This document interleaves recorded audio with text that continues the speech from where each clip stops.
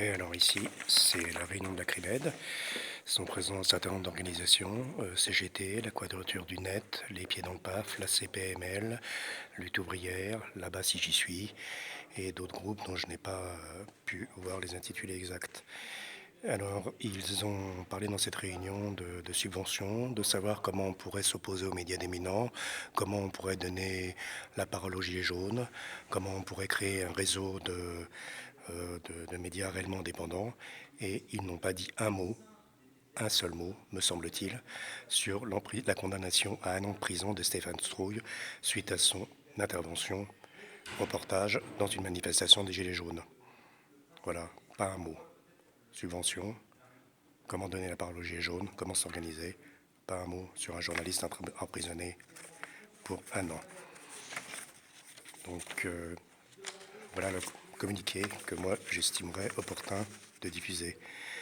Stéphane Trouille couvrait la manifestation d'un groupe de Gilets jaunes devant un centre commercial.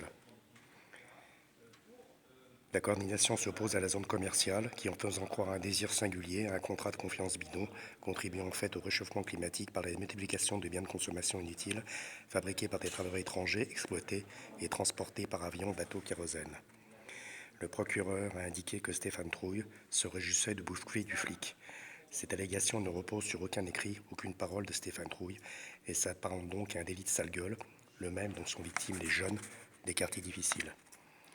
Cette peine prononcée suite à une circulaire du ministère de la Justice réclamant plus de sévérité des juges est en contradiction avec l'indépendance affichée de la justice bourgeoise.